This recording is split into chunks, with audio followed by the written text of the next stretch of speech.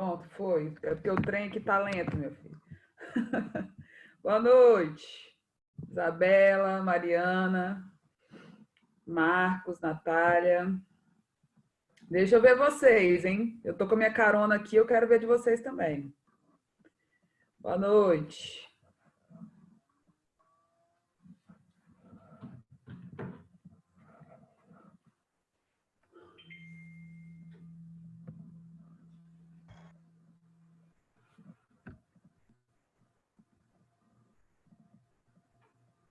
Vamos lá? Liga as câmeras, gente, para ver vocês, pelo amor de Deus. Alice, boa noite.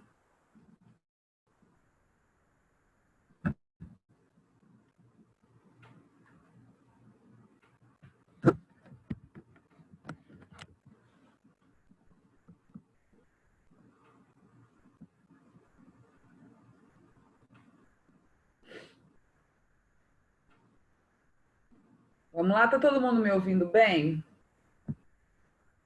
Ah, eu queria ver vocês nunca ligam essas câmeras. Vamos lá.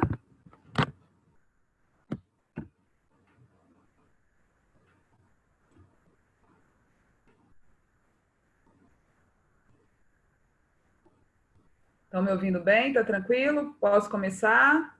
Responde. Sim. Sim.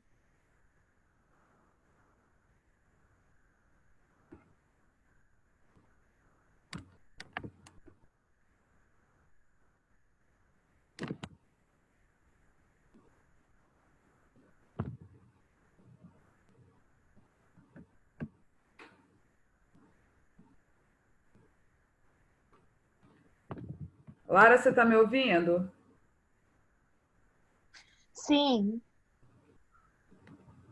Lara, você tá me ouvindo? Sim. Tá me ouvindo, Lara? Sim. Ah, agora eu tô te ouvindo. Agora eu te ouvi. Galera, boa noite. Nós vamos continuar o conteúdo da semana passada, fechar aí a Idade Moderna, né? Que fecha com a Revolução Francesa. Quem participou da aula passada comigo trabalhou ali até os antecedentes, né? A independência dos Estados Unidos, todo o contexto histórico que levou a uma crise muito grande na França. Eu aumentei o material que eu tinha enviado para vocês, vou enviar atualizado. Tudo bom, Vivian? Boa noite. Vou enviar o material atualizado com a Revolução Francesa completa para vocês. Eu chamo a atenção para esse momento de transição que nós estamos passando, né? Passamos aqui da Idade Moderna para a Idade Contemporânea, num movimento que tem o início como revolução. Se é revolução, ele vai romper, né? Então vamos lembrar que a França, desde o século XV, vivia um absolutismo monárquico. E o absolutismo monárquico na França, ele tinha um detalhe importante. Ele era pautado nas teorias do direito divino, que são teorias que nós trabalhamos lá no século XVI, com Jacques Rousseau, né? Que acreditava que o rei era enviado por Deus, portanto não deveria ser questionado. Então nós vamos falar um pouquinho da França, que deu início a esse processo revolucionário. Como que ela estava politicamente, economicamente, socialmente e também intelectualmente antes desse processo revolucionário, né? Então, dentro de política, era uma monarquia absolutista com caráter despótico que se escorava, né, que se apoiava na teoria do direito divino dos reis. Essa teoria, a partir de Luís XIV, ela foi bastante intensificada, né? Porque é de Luís XIV aquela frase clássica, o Estado sou eu, que agora alguns políticos estão usando também, né? A gente, com essa questão do Estado sou eu, todos os poderes estavam nesse homem, não existia uma constituição, um parlamento que ele era submisso. Então, todos os poderes estavam ao redor deste rei absolutista. Economicamente, viviam uma grande crise, que se potencializou em 1789, entre 1788 e 1889, por conta também da seca e das péssimas colheitas que eles tiveram. Mas nós falamos na aula passada que essa crise não começou de uma hora para outra, ela foi um somar, né? Então, aí, todo o gasto que eles tiveram com a Guerra dos 7 Anos, todo o gasto que eles tiveram com a independência dos Estados Unidos, somado ali os gastos excessivos com uma corte, né? E essa crise de produção de alimentos aumentou o custo de vida das pessoas. Então, a maior parte da população que era trabalhadora, né, camponesa, estava lá buscando o seu sustento, passava muitas dificuldades porque, além de tudo, ainda pagavam impostos feudais. Eu estou em 1789 e a França ainda possuía impostos feudais, né? Isso quer dizer o quê? Que além de se escorar numa teoria do direito divino, ele mantinha algumas características que reforçavam os privilégios nobres mantidas lá da Idade Média. Então, a França aqui vivia um momento de grande fragilidade. Outra coisa que é importante pontuar é que no século XVIII nasce o ideal iluminista, o movimento iluminista, que foi ponto ali, chave para vários movimentos no mundo. A independência dos Estados Unidos, a conjuração mineira e baiana, que acontece no mesmo ano da Revolução Francesa. Então, durante as décadas que antecederam a Revolução Francesa, o conhecimento iluminista, as ideias de liberdade, de igualdade, de fraternidade, foram ganhando corpo e, com isso, chegando a lugares, a pessoas, a grupos que passaram a enxergar esse rei, essa autoridade absoluta de outra forma. Isso também porque o movimento teve, obviamente, como todos os movimentos da Idade Moderna, um grande impulso burguês. A burguesia incentivou esse espalhar, essa difusão das ideias iluministas, né? Então, nós vamos perceber que isso vai crescendo dentro da França. Eu deixei por último, mas entre os antecedentes, mas é o que eu considero assim mais importante para ilustrar para vocês o que era a sociedade francesa pré-revolucionária. Aqui a gente tem uma imagem que você encontra em todos os livros didáticos, é uma imagem muito conhecida, tem a versão feminina dela também, que fala da divisão, da estratificação da sociedade francesa pré-revolucionária. Clero, nobreza, escorado sobre um camponês, né? Que tem ali a ajuda, né, clara da enxada, mostrando ali que ele que sustentava toda essa estrutura. E aqui embaixo tem um gráficozinho que mostra para vocês o quanto que esse processo de exploração era intenso, porque olha só, 84% da população, ali está outros, era o quê? Camponês, artesão, 84%. 13,5% era o burguês, que era o comerciante, essa classe social que vai nascer lá no final da Idade Média, vai se potencializar durante a Idade Moderna e vai financiar todos os movimentos que nós estudamos. E só 2,5% da população estava entre o clero e a nobreza. Clero e a nobreza em cima, 2,5% da população era sustentado por todo o resto dessa população. Ok? Então, eles tinham privilégios, eram sustentados, viviam uma vida de luxo, e mesmo assim, a coroa, a dinastia Bourbon, levou a França a uma grande crise. Crise essa que chegou na mesa deles. Chegou na mesa quando o custo com alimento, devido às condições climáticas, né, e tudo aquilo que nós já falamos, começou a aumentar muito. O trigo, principalmente, né, que é a base da alimentação deles, começou a aumentar muito. E isso fez com que os movimentos começassem. Inquietado com a situação, Luís XVI precisou convocar uma assembleia.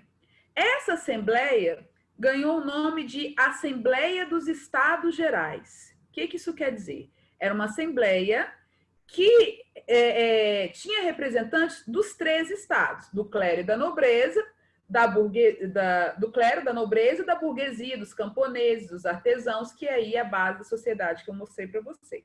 Só que nós estávamos em 1789 e desde 1614 os monarcas franceses não convocavam a assembleia.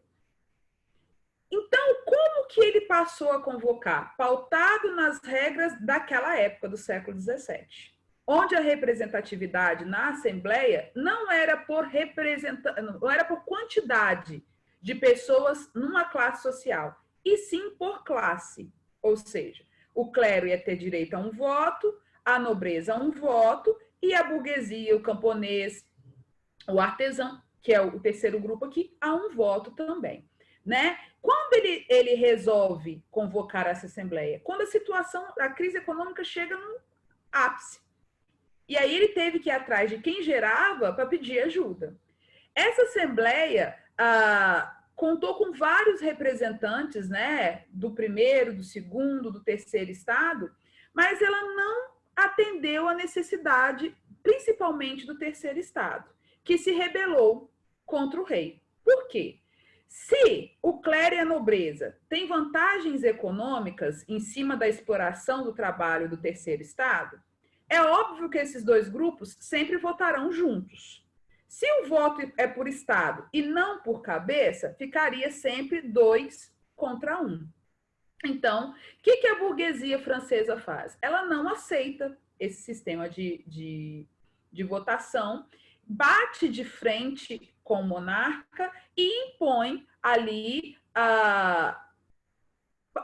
o seu direito, né, sua vontade de voto através da exigência da convocação de uma Assembleia Constituinte. Por quê? Se ele convocasse uma Assembleia Constituinte, todas as leis fossem discutidas pelos 3 estados, o rei agora não seria mais absoluto. Ele estaria, assim como todo mundo, submisso a uma Constituição. Como que a burguesia, o terceiro estado, né? O terceiro estado conquista isso?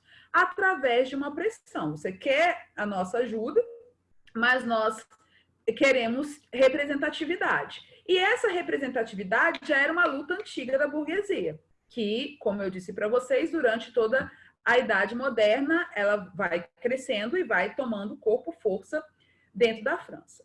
A Assembleia está errada aqui, a primeira Assembleia está com acento, peraí.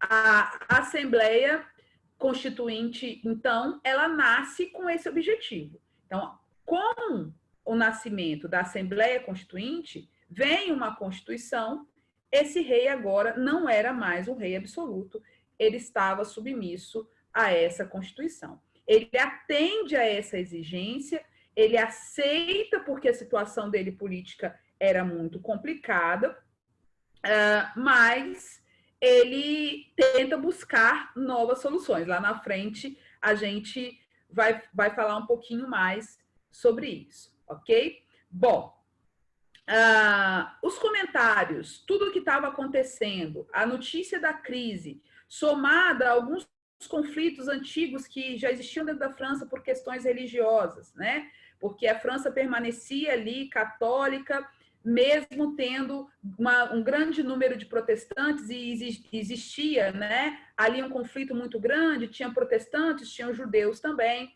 Então, todas as notícias que vinham da Assembleia Constituinte foram ganhando um volume dentro do Estado, dentro das principais cidades, né, principais centros urbanos da França, e isso começou a gerar revolta. Essa revolta se potencializou com o aumento dos preços dos alimentos, né? E é aí que nós vamos viver o marco histórico, a data exata da transição da Idade Moderna para a Idade Contemporânea.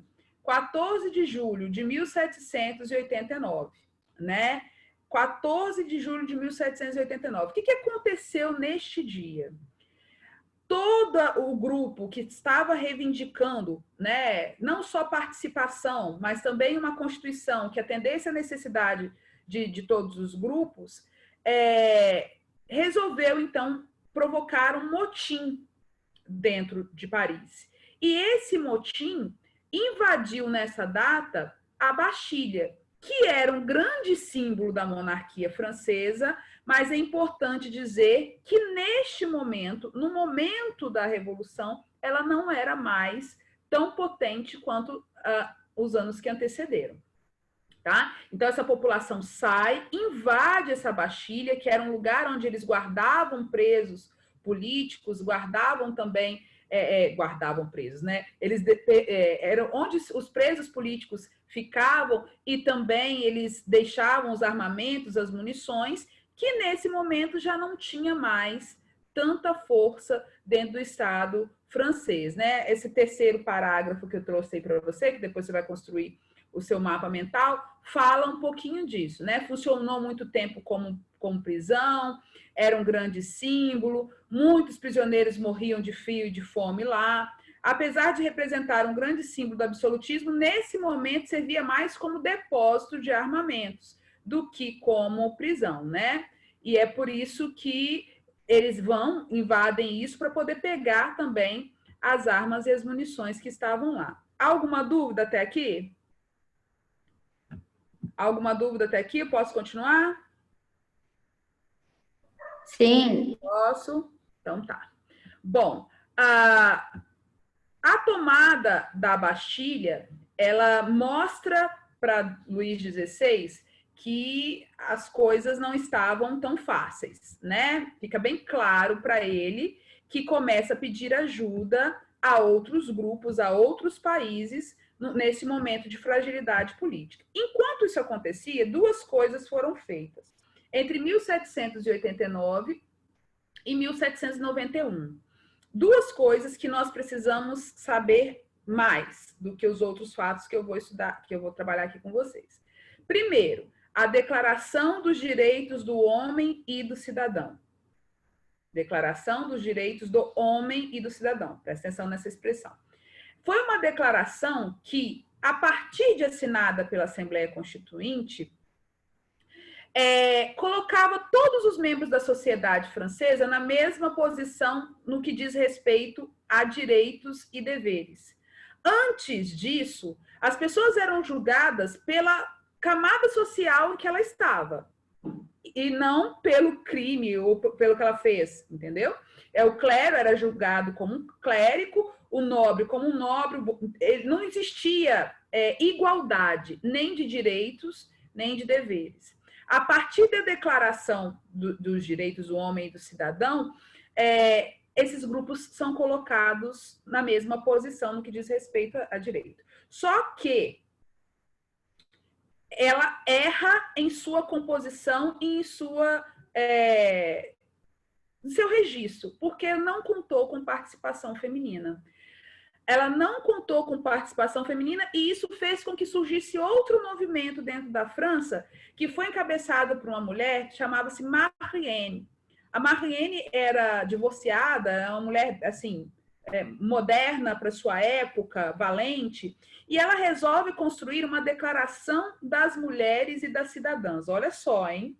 Logo depois que a Declaração dos Direitos do Homem e do Cidadão foi promulgada. Por que ela fez isso? Porque ela queria reivindicar a participação feminina no processo revolucionário, que não aconteceu em nenhum momento. Quando ela fez isso? Na outra fase que nós vamos estudar lá na frente, que é o período de terror. E por ter feito isso, ela foi condenada à guilhotina. Então, nós vamos observar que foi um movimento de base à liberdade, igualdade, fraternidade, muito bonitinho, né? Mas não alcançou todos os membros da sociedade. Se eu vou excluir desse processo as mulheres, eu estou excluindo a metade da população, né? Aqui embaixo tem uma frase que narra bem a importância da Declaração de Direitos, né? Os homens nascem iguais e são livres e iguais em direitos.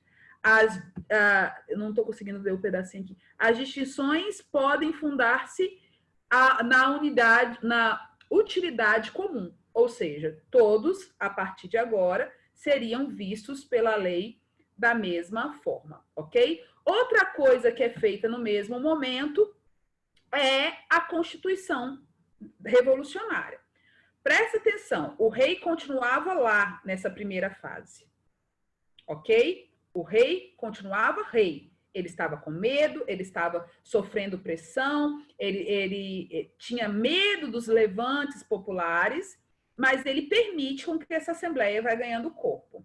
E aí eles aprovam uma Constituição, Constituição de 1791, que dá início a um período que dura aí 3 anos, chamado de monarquia constitucional. Ou seja, a partir de agora, o rei não era mais absoluto, ele estava submisso a uma Constituição. E aí eu trouxe as principais características dessa Constituição para vocês, né? A monarquia continuava sendo que agora seria constitucional, a família Bourbon continuaria como dinastia e Luís XVI, né, continuaria rei, tinha o poder de veto em algumas coisas e o direito aí de tomar decisões militares, tá? A Constituição era dividida nos 3 poderes que nós já trabalhamos lá em Montesquieu, executivo, legislativo e judiciário, né? Sendo que o executivo está na figura do rei, o legislativo na Assembleia e o judiciário nas representações jurídicas, né? O voto era censitário, e aí eu preciso observar outra coisa. Eu estou num processo revolucionário, eu conto com a ajuda do povo, e eu vou estabelecer um voto censitário, ou seja, um voto por renda. Eu precisaria comprovar a minha renda para poder votar. Igualdade civil, baseada na Declaração dos Direitos do Homem e do Cidadão, e uma Constituição civil para o clero francês. Isso a burguesia consegue. Tira agora, o clérigo era um funcionário, ele ganharia um salário, seria funcionário do Estado, né? Vou parar um pouquinho para falar aqui com vocês de uma característica a mais. A burguesia dá início a esse processo, a burguesia quer a transformação, mas ela precisava da ajuda dos camponeses, que era o povo que realmente segurava a onda ali, era 80% da população, camponesa, artesão, o grupo que produzia. Esse grupo contava com que esse processo de construção constitucional fosse dar garantia a eles. E logo de cara, a Constituição adota o voto censitário. Então, eu tenho 2 pontos aqui. Eu não tenho a participação feminina e as pessoas precisariam de comprovar renda para poder votar. Então, a Constituinte revolucionária, ela vai fazer o quê? Ela vai excluir boa parte da população. O camponês vai se sentir representado nessa fase? Não. Tanto é que depois a revolução entra no seu caráter radical. Enquanto isso, os grupos políticos vão se dividindo, né? Nós usamos hoje expressões políticas como direita, esquerda, centrão. Esses termos que nós usamos hoje, eles partem da Revolução Francesa. Por quê? Está levando em consideração o local em que cada grupo político tomava na Assembleia Francesa. O que vai acontecer na construção desse processo? Nós vamos perceber uma divisão da burguesia. A burguesia vai se dividir em 2 grupos bem distintos, no que diz respeito ao ideal revolucionário. Os jacobinos, que ocupavam o lugar esquerdo da Assembleia, eram a baixa burguesia, ou seja, estavam aí lutando por uma ascensão, tinha uma proximidade muito grande com as causas dos outros grupos, né, camponeses, e tinha uma visão mais radical do processo. Eles não queriam a continuidade, por exemplo, de um processo monárquico. Eles queriam uma revolução que rompesse de vez com a monarquia.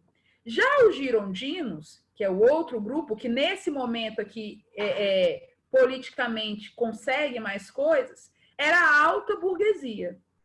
A alta burguesia francesa, que foi muito atuante nessa primeira fase, nessa construção aqui constitucional, vê vantagem em tudo que acontece, enquanto os outros grupos não.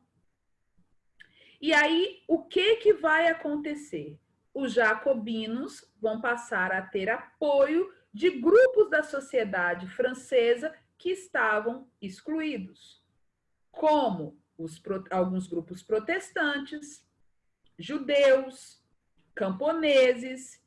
Aí, nesse momento, é que a revolução vai ganhando o seu caráter mais radical, porque os jacobinos começam a lutar pelo fim da monarquia. Nessa hora, Luís XVI tenta fugir da França. Ele pede auxílio à Áustria, ele tenta fugir da França. Por quê? Porque ele viu que a situação estava ficando cada vez mais difícil para ele. Só que, entre os jacobinos, tinha um líder chamado Robespierre, que ele dizia o seguinte, que se ele continuasse vivo com a família dele, em qualquer momento ele voltaria para governar, daria um outro golpe, voltaria para governar a França. Então, os girondinos, eles queriam a continuidade da monarquia constitucional, né, agora, e os jacobinos queriam o fim mesmo da monarquia e, por crimes de responsabilidade, uma vez que ele deixou o país naquela condição e também tentou fugir, deveria ser a família toda executada. É aí que a revolução começa a ficar mais tensa, né? Nós entramos aqui no período de execução que leva ao regime de terror. Luís XVI, Maria Antonieta foram executados em praça pública, a imagem anterior narra esse dia, né? Provocando aí o rompimento da França até aqui, né, com a monarquia, ok? Alguma dúvida até aqui? Deixei de falar alguma coisa? Posso continuar, gente? Sim. Posso, né? Então, vamos lá. O que foi, então, o período de terror? Foi a transição daquele Estado monárquico constitucional que, pelo que vocês perceberam, excluiu boa parte dos rebeldes, para um movimento radical desse processo sobre a liderança jacobina. Os jacobinos, através de uma convenção, conseguem aprovar a execução da família real francesa e dão início a um regime pautado na perseguição de todos os grupos que eram contrários a isso e a todos os grupos que impusessem aí religiosamente alguma coisa, entendeu? Alguns nobres, muitos religiosos foram perseguidos, freiras, padres foram executados. Foi um período de caos muito grande nos grandes centros da França, principalmente em Paris, né? Pessoas, a cidade amanhecia com pessoas mortas, vários conflitos, um momento muito tenso. Todo esse processo que nós estamos trabalhando, gente, durou 10 anos, tá? Durou 10 anos. E esse período de radicalização ali durou mais ou menos 3, 4, né? Um período muito forte de agitação e morte, perseguição, né? Onde, como diz o outro, a guilhotina cantava, né? A guilhotina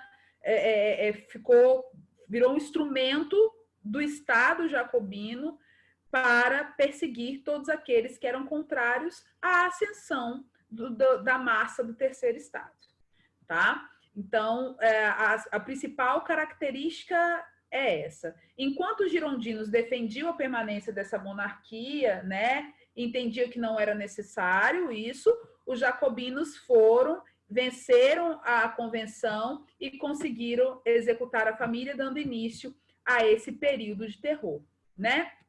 O período de terror, então, é um golpe de Estado dado aí pelos jacobinos, né? Que utilizavam o Comitê de Salvação Nacional para poder, através de imposição, de terror, controlar a população que era contrária ao processo revolucionário. Esse termo terrorismo, tanto usado hoje, não surgiu lá no mundo árabe como muita gente acha. O terrorismo sempre existiu em algumas regiões de conflito. Os assírios, por exemplo, na Mesopotâmia, praticavam isso, colocavam medo para poder facilitar o domínio. Mas esse termo terrorismo parte do período de terror. Olha só, durante esse período, os jacobinos chegaram a executar entre 30 e 50 mil pessoas que foram perseguidas pelo Estado. Por outro lado, Robespierre alterou muitas coisas dentro do processo constitucional, ele acabou com a escravidão nas colônias francesas, ele estabeleceu o preço máximo dos produtos base de consumo na França. Então, com isso, ele atendia a necessidade do pobre na França, né? Aquela relação de amor e ódio, né? Grupos que odiavam e grupos que ficaram felizes com algumas posturas dele. Ele tira essa questão do voto censitário, ele acaba com a escravidão e ele estabelece o preço máximo. O preço máximo, obviamente, não agradou os girondinos, né? Que começaram a articular uma mudança nesse cenário. Os girondinos precisavam disso, né? Principalmente quando se falou do preço máximo e dessa perseguição toda que acontecia lá durante o período de radicalização, né? E é aí que nós passamos para a última fase. Então, vamos retornar, né? Primeira fase foi a da convocação dos Estados Gerais, a Assembleia Constituinte. A segunda fase foi a monarquia constitucional. A terceira fase, o período de terror. E agora a quarta fase que nós falaremos, que é o período do diretório, ou décimo terminador. Esses termos que nós vamos usar agora são termos pautados no calendário francês revolucionário. É importante dizer isso aqui. Como a revolução foi burguesa e tomou aí um caráter radical durante o seu processo, ela queria se separar de vez da Igreja Católica. Como o calendário que nós usamos é um calendário gregoriano, feito pelo Papa Gregório, um calendário cristão, baseado no nascimento de Jesus Cristo e cheia de datas comemorativas cristãs, os revolucionários franceses criaram um calendário especificamente para a Revolução. Ok?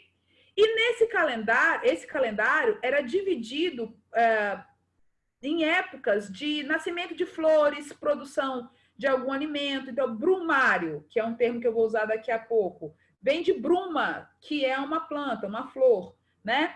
Décimo terminador foi o período do diretório.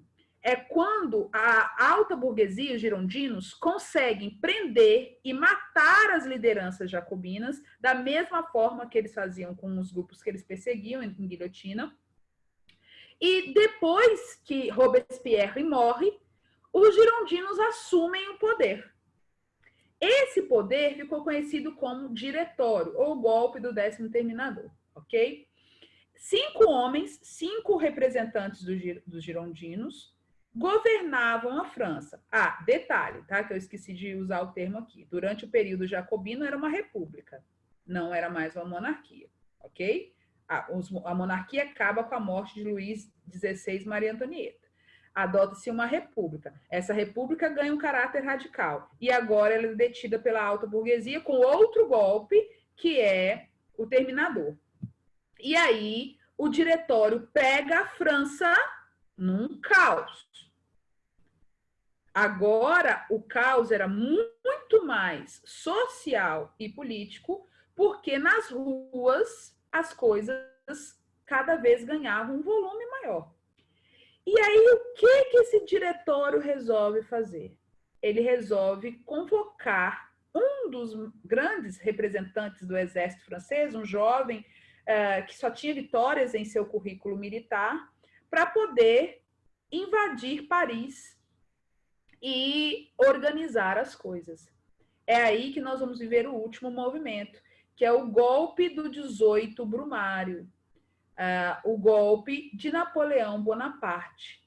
Esse homem que vai mudar não só a história da França, mas de toda a Europa e do continente americano. Eu preciso compreender este processo. Napoleão Bonaparte tinha uma história militar estrategista muito grande. Mas Napoleão Bonaparte foi o que foi por toda a sua inteligência e estratégia? Não. Ele foi o que foi para a história da França porque ele acabou com um período extenso de caos através da força do exército. Então, é um golpe de caráter militar. Quando a alta burguesia pede, coloca Napoleão Bonaparte na jogada, ela impõe uma nova forma de governo, que é o consulado. Napoleão Bonaparte entra como cônsul, depois ele vira cônsul vitalício e depois ele vira imperador. Isso aqui nós vamos falar nas nossas próximas aulas. É importante você saber que todo esse processo revolucionário teve uma conquista significativa, que foi o fim dessa monarquia absolutista de caráter aí, né, religioso que existia. Economicamente falando, a França não consegue se ajeitar muito durante o processo revolucionário. Mas ela mostra muito bem as diferenças que existiam entre a burguesia e os camponeses no mesmo estado. Eles faziam parte do terceiro estado, mas esse terceiro estado era muito diferente em sua composição, porque eles tinham desejos diferentes, ideais, visões diferentes do processo. Napoleão Bonaparte vem e dá esse golpe.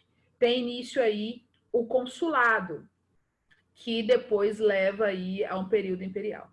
Esse período que nós vamos entrar agora dura 15 anos, chamado Era Napoleônica. Nós vamos estudar tanto em Brasil quanto em geral. Então, o que eu vou pedir para vocês daqui para frente? Para poder unir, né, esses movimentos históricos. Porque Napoleão Bonaparte nunca colocou os pés aqui e ele foi responsável por várias modificações políticas no nosso continente. Peraí que eu vou fechar aqui. Queridos, vocês têm dúvidas? Como é que faz, meu pai? Eu não consigo. Vocês têm dúvidas? Alguma dúvida? Estudaram antes? Não estou conseguindo ver. Vamos lá? Alguma dúvida aqui em Revolução Francesa? Eu não estou conseguindo ouvir vocês. Não. Gente, como assim vocês não têm dúvida nenhuma? Não trouxe nada, pergunta nenhuma? Pensei que vocês iam perguntar. Professora, eu li lá no material, eu vi lá sobre Marat, tem outros nomes dentro da estrutura jacobina. Eu quero que vocês se aprofundem um pouco mais nessa estrutura aí, tá? Nessa ideia de fim da Idade Moderna e nascimento da Idade Contemporânea. Há uma mudança de pensamento? Não, nem tanto. A partir da semana que vem, nós vamos entrar em tudo que acontece na Europa no século XIX. E o século XIX foi um século de muitas agitações políticas dentro da Europa, que partem da França também. Ok? Já que vocês não têm dúvida nenhuma, nosso horário já venceu aqui. Vocês não vão deixar eu ver vocês? Olha que menino ingrato, gente. Vocês são muito ingratos. Mas também na hora que eu puder ver, vocês vão ver só o que eu vou arrumar. Vou arrumar uma confusão de tanto que eu vou abraçar e apertar. Daniel, não tinha te visto, boa noite. Queridos, eu vou encerrar, então, a nossa aula, tá bom? Ganho boa noite? Não ganho boa noite? Boa noite. Boa noite. Deixa eu ver as perguntas. Boa noite. Boa noite. Beijinhos. Fiquem com Deus.